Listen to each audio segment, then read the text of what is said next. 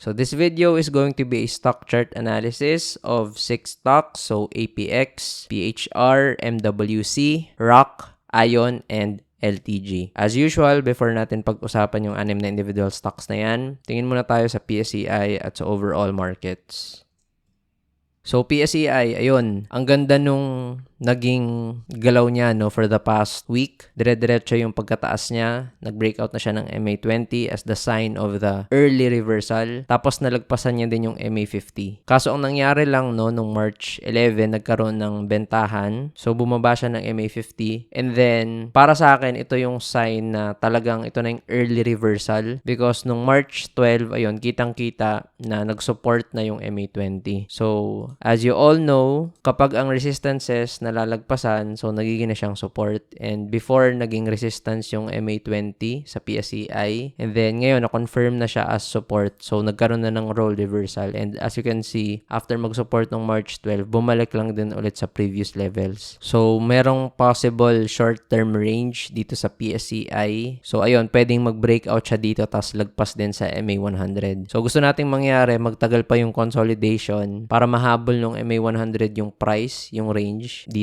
And then, saka mag-breakout yung PSEI above ng MA100, which will signal na talagang possible na yung reversal and pwedeng mag-uptrend na yung overall markets. So, ang ayaw natin mangyari, of course, is ma-break pa niya tong range na to, tapos pumunta siya ulit sa ilalim ng MA20 and MA50. So, ibig sabihin nun, na-cancel na yung reversal, no? So, sige, punta muna tayo sa unang stock na titingnan natin, which is APX. So, APX, I think, I made a stock chart analysis of this stock a few weeks back. I think, nung nagkaroon siya ng failed breakout nung February 21. So, ito kasi yung current resistance ng APX, no? Ito yung kanyang 52-week high. So, yung 4.60 area na yan. So, ito, ang ganda nung galaw nung APX, no? Nung Feb 21. Kaso, nag-resist. Tapos, nag-try din siya nung Feb 25. Kaya, kung makikita nyo, 2 weeks dyan malapit sa 460. Tapos, hindi na naman nangyari. Pero, nagkaroon ng bentahan na malakas. And then, nag-recover lang din ulit yung APX, no? So, yung halos 4 days na bentahan, na-recover niya lang din after a few days. So, this past few weeks, nabawi niya yun. Unfortunately, nung March 14, nagtatry ulit siyang mag-breakout and kung makikita nyo, ang taas ng volume, pero nabentahan pa rin. So, basically, ang ibig sabihin nito, malakas talaga yung selling pressure sa 4.60. So, since malakas yung selling pressure dyan, ibig sabihin maraming nagbebenta. So, ibig sabihin, kapag na-overcome talaga at nag-confirm yung breakout doon, masasabi natin na malakas na talaga yung buying pressure kasi na-overcome na yun. So, this is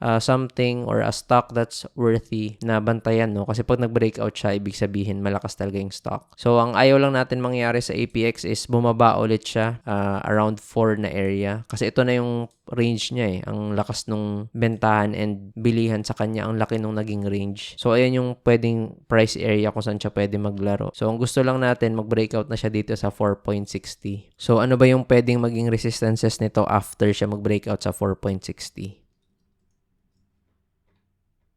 So, ito na yung sunod niyang possible na major resistance, 5.45. Tapos, yung 6.20 area. So, ibig sabihin, from 4.60, meron pa siyang possible upside na 18%. So, kaya inaabangan ko din tong stock na to. Actually, na-mention ko nung Feb 21 na dapat papasok ako dito sa APX nung nag-breakout siya. Kaso hindi nangyari. So, ayun, ito, inaabangan natin ngayon yung breakout ng APX na yan. So, next stock, PHR. So, PHR, not looking good for the past few weeks, no? Start ng 2025, downtrend talaga siya. So, ang nangyari lang ngayon for the past few days is nagkaroon lang siya ng consolidation. And then, so siguro meron tong news or merong rumor siguro kaya biglang nag-gap up tapos nalagpasan niya yung MA20 pero parang mababa yung volume eh. Ayun, around 6.96 M yung volume, no? So sobrang liit. So ano ba yun, pag convert mo into peso, since 0.29 yung price, less than 3 million, 2 million, ganun. So mababa lang, no? And mapapansin nyo rin sa volume parang wala lang din. So nag-trending lang siguro to because ayun, may rumor or may hype possibly. So ayun yung consolidation niya, no? But anyway, kung magkaroon man ng breakout dito, so ang possible resistance niya of course is yung MA50, MA100, and itong support area niya na to. Kasi ito yung previous support niya, yung around 0.45. So, hindi ko sinasabing pag nag-breakout siya dito sa range, ito na kaagad yung target niya, no? So, pwedeng mangyari, pwedeng hindi, since highly volatile yung stock. Parang dito lang din, heavily news driven, pero ang dami niyang resistances na kalaban. So, kapag naman selling ang mas lumakas, so pag nag-breakdown siya dyan, pwedeng maghanap na siya ng support sa ilalim. So, tingnan natin yung possible support sa baba. So actually parang wala na, no, all-time low pala tong stock na to. So ibig sabihin pag nag-breakdown pa siya dito sa box na to or sa range na yan, yung mga bumili nitong consolidation, syempre sila lang din naman yung mga exit dyan. So hindi natin alam kung ano yung possible na maging next support area niya, 'di ba? So pwedeng 0.20 since psychological or 0.15. Based na lang yun sa mga psychological supports niya. So next up, MWC.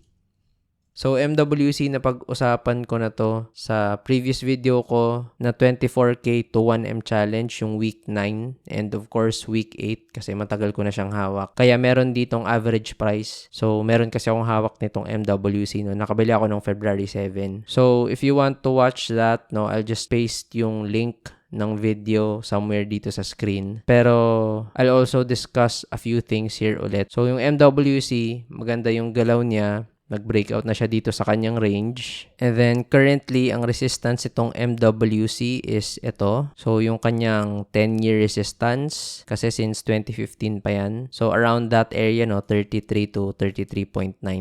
So, ito yung inaabangan na price area sa MWC. Kasi pag nag-breakout siya dyan, then the next is of course yung ATH niya na, no, around this area. Yung 49.45, 49.50. So, ayun yung mga inaabangan natin na levels for MWC. Ang ayaw nating mangyari of course is mag-breakdown pa siya, no, at bumalik siya dito sa box ulit. So syempre sign ng weakness yon kasi nag-breakout na siya, ang ganda ng volume, tas babalik ulit. So ibig sabihin matagal-tagal talaga yung consolidation nun pag ganun yung nangyari. So next, ROC. So, Rockwell Land Corporation, maganda yung volume, mataas. So, basically, ang nangyari dito is nag-breakout siya sa kanyang range na sobrang tagal. Kasi itong range niya na to, 52-week high, tapos nung June 2024 pa na resistance. So, tingnan natin kung ano yung possible resistances ng ROC. So, ito na yung next na resistance niya, no? Sa 1.79. So, nung December 2020 pa yan na resistance. So, basically, ano niya? 4-year resistance, no? And then, ayun, kaya pala nagkaroon ng resistance doon kasi yung resistance niya is nung, nung November. 2 years back from 2020. Kaya makikita nyo, ito yung previous support tas naging resistance. So, kitang-kita yung role reversal. So, pag nalagpasan niya yung 1.79, so ito na yung possible na maging next niyang resistance, yung 1.94. And of course, yung 2 na psychological resistance. Pero syempre, magsistick tayo so far sa structural resistance. So, ang tagal-tagal na ng consolidation nito, no? 4 years na parang nagko-consolidate. So, ito yung worthy abangan, yung 1.79 niyang resistance. So, ang mas magandang mangyari dito sa Rockwell, no, is magkaroon muna na siya ng consolidation sa baba ng 1.79. Saka siya mag-test ng resistance ng 1.79 para i-test yung 1.94 to 2. So, parang MWC lang din. Since mataas na yung volume tas nag-breakout na, ayaw na nating mangyari is bumalik siya ulit sa range. Kasi pag bumalik siya dito, ibig sabihin, pwede ulit na mag-consolidation siya ng matagal. Unless, of course, malakas yung buying pressure, ibabawi niya ulit, tas babalik ulit siya dun sa breakout area niya. So, next up, Ion.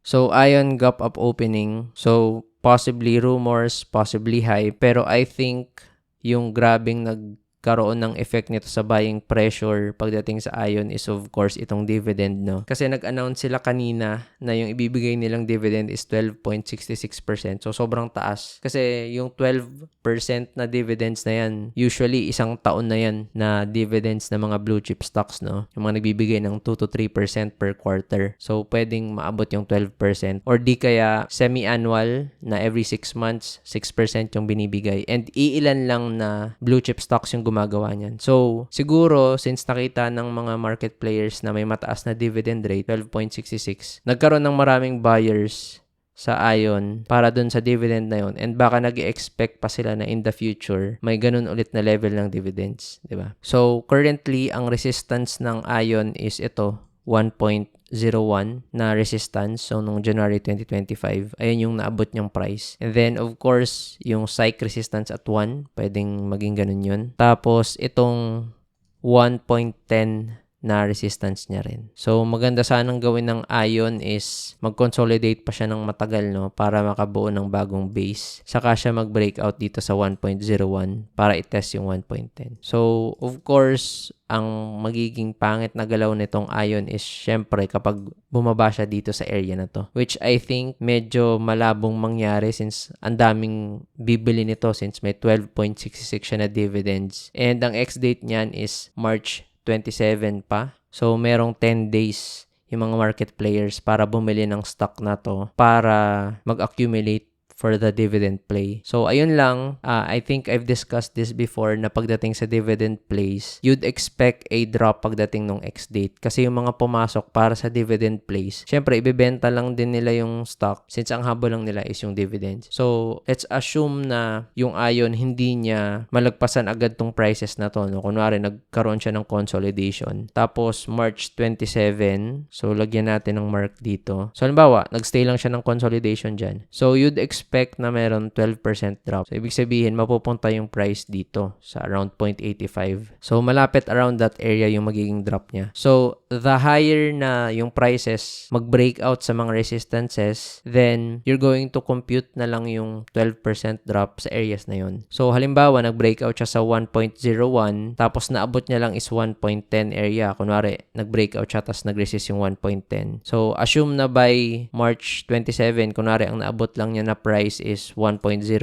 So, galing sa 1.09, pag nag-compute ka ng 12% drop, babalik lang siya ulit dito sa range na to. So, ang pinakamagandang mangyari sa Ion is of course, mag-breakout siya na mag-breakout para pag nag-drop, andun pa rin siya sa support levels. So, syempre, pag halimbawa, nagkaroon ng bentahan dito sa area na to, halimbawa, andito siya sa 0.85, tapos may 12% drop, edi babalik siya dito sa range niya or sa support, which is pangit kasi hindi mo na alam kung kailan siya ulit gagalaw since bumalik na siya dun sa consolidation niya na sobrang laki. So, this is a very tricky stock to trade since ang taas ng dividend play tapos illiquid siya, no, considered as very small yung market capitalization. So, parang basura stock, kumbaga. So, if you decide to trade this, dapat talaga proper risk management tas mabantayan ng maayos. So, last stock, LTG.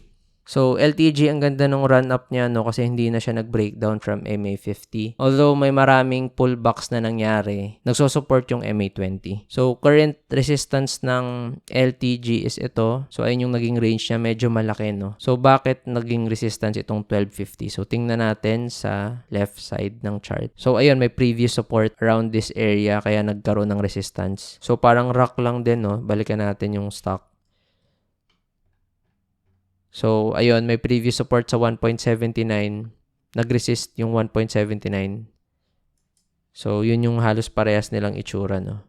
So, role reversal. Nag-support yung 1250 tas naging siyang resistance dito. So, yung dividend ng LTG is 1.26 tapos 1.26. So, that's around 2.52% na dividend, which is ang ex-date nito is sa 28. So, ibig sabihin sa March 28, may possible na drop yung LTG ng around 2.52%. So, assume lang natin hanggang dito lang yung range niya ng price. So, drop ng 2.52%. Pwedeng bumalik lang siya ulit dito sa range na to since ayun na yung support niya. So, of course, ang pinakamagandang mangyari sa LTG is, syempre, ma-reach niya tong high na to before that ex-date para pag nag-drop yung price, at least andun pa rin siya sa loob ng consolidation. And syempre, yung pinaka magandang mangyari is ma-break niya to para pag nagkaroon ng 2.52% drop in price, pag nagkaroon na ng ex-date, nasa taas pa rin siya nung previous resistance na 1250 pag nag-breakout siya. So, pinaka-optimal na mangyari is mag-breakout, tapos pag nag-drop in price after yung dividend play, so nasa support pa rin siya. So, pwede pa siyang mag-move higher. Bale, magkakaroon na siya ng bagong range above ng 1250. So, that ends yung ating stock chart analysis for APX, PHR, MWC, ROC, ION, and LTG.